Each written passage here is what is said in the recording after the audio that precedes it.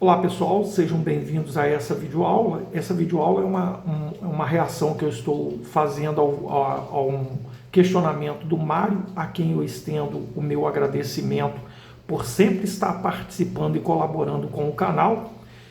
Agradeço de coração e tentar esclarecer uma dúvida que ele deixou, que ele questionou, na verdade. Eu entendo que se tem dúvida, às vezes a pessoa questiona mesmo, de fato é verdade.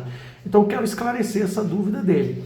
Então veja, no início dessa videoaula, a qual eu coloquei há 1 hora mais ou menos atrás, 1 hora e meia, eu disse que esse desenho não está numa escala favorável. Portanto, qualquer construção geométrica que eu fizer aqui, talvez vá criar uma aberração no sentido, digamos assim, mais específico do desenho. O desenho em si, ele não retrata a teoria que a gente está aplicando. Por quê? Porque você vai se deparar com uma figura que é totalmente diferente da figura a qual você está comparando, mas que guarda características da teoria que você está aplicando. E isso é que a gente tem que levar em consideração. Quando se trata de congruência de triângulos, você deve esquecer essa questão aí, deixar de lado a questão de medidas milimetricamente corretas e partir apenas para conceitos geométricos que nos levam à resolução de uma questão. Então, essa questão é uma questão que, na explicação, a ideia aqui era o seguinte: eu tenho a base menor que mede 2 centímetros, a base maior que mede 16 centímetros. O que foi feito?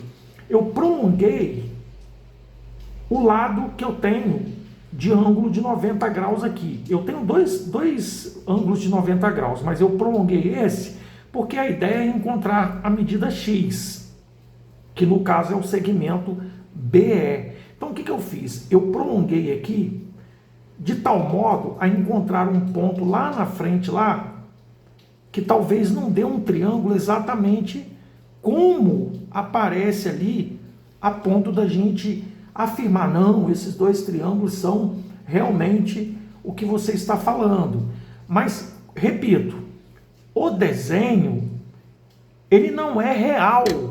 Ele não é algo real que a gente possa comparar pelo tamanho, mas a gente tem que lembrar das teorias. Esqueça a forma milimétrica do desenho e tente focar na teoria quando se fala em geometria, certo? Principalmente, sobretudo, né? Quando se trata de congruência, porque quando você vai fazer traços auxiliares, você tem que esquecer radicalmente a parte milimétrica, né, rigorosa, e lembrar apenas dos conceitos geométricos que está por trás da teoria que você está aplicando ali. Então veja, esse triângulo que eu prolonguei aqui, perceba o seguinte: este ângulo aqui, ó, ele é de 90 graus.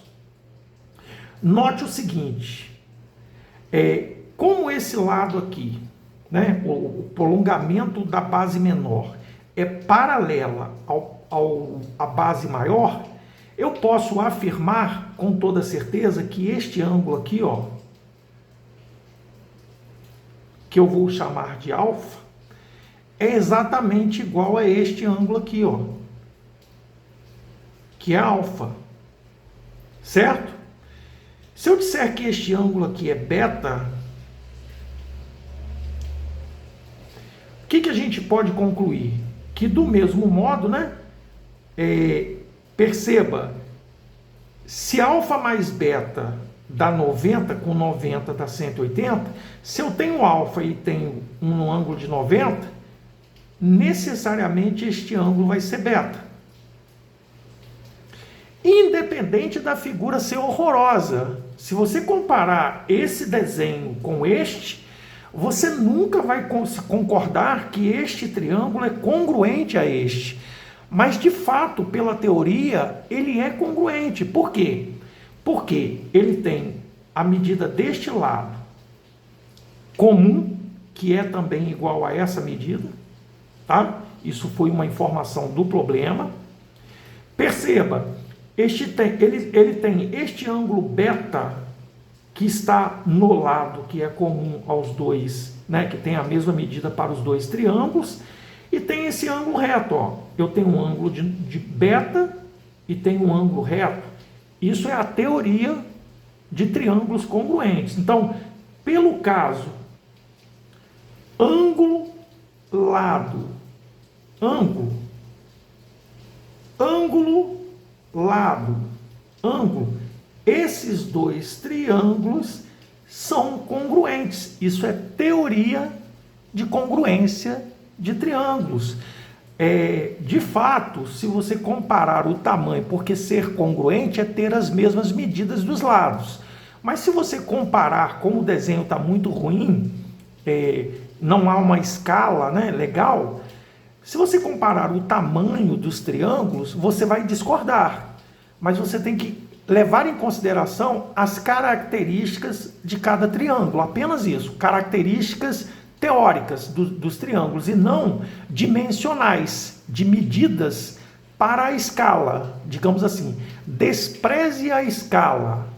Considere que se um ângulo, um lado e um ângulo são características que se repetir no outro triângulo, ângulo, lado, ângulo, isso pressupõe triângulos congruentes. Então eu posso afirmar que o triângulo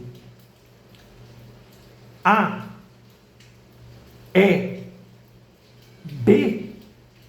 é congruente ao triângulo PED. Isso é fato. Por qual motivo? Ângulo, lado, ângulo. Ok? Isso deve ser pacificado. E quantas vezes vocês quiserem questionar, não há problema. Mas há coisas em geometria que muitas das vezes a gente tem que concordar com a teoria. Muitas das vezes você olha uma coisa e você quer discordar, mas o desenho ele não ajuda, ele não está ajudando. Imagine que se eu fosse fazer uma mesma proporção para 16 centímetros aqui, eu teria que prolongar essa base aqui, porque dependendo do tamanho aqui, para cada centímetros, eu usei uma escala tal, certo? Então, isso aqui foi um desenho grosseiro, né, esquemático. Aí eu disse o seguinte, que todo triângulo congruente também ele guarda razão de semelhança, porque ele tem dois lados. Os dois triângulos têm dois ângulos que são comuns. Por exemplo, o ângulo beta e o ângulo de 90, o ângulo beta e o ângulo de 90. Isso é suficiente para dizer que esses dois triângulos aqui, ó, eu falei esse aqui, né? Eu estou me referindo a este triângulo aqui, ó, o ângulo alfa e o ângulo de 90 graus. Estou me referindo ao triângulo. O que eu quis dizer foi o seguinte, que o triângulo PCB de bola é semelhante ao triângulo PED. Por qual motivo? Porque ele tem um ângulo comum, que é alfa, e tem um ângulo de 90 graus, que todos dois têm ângulos de 90 graus e tem um ângulo comum alfa, certo? E por isso guardam razão de semelhança. Como este lado aqui mede x, opondo-se, preste atenção, trabalhando aqui, ó, ele opondo-se ao ângulo. Como esse lado aqui é x, trabalhando agora congruência, pense em congruência. Como esse lado aqui é x e ele está opondo-se, né? Esse lado é oposto ao ângulo de beta, então este lado aqui deverá ser x, por mais que você ou vocês discordem da figura, porque a teoria ela prevalece aqui, porque a figura não está dentro de uma escala adequada, certo? Beleza. Esse lado aqui, ó, apesar de não estar numa escala adequada, repito, tem a mesma medida deste lado aqui, ó, 16.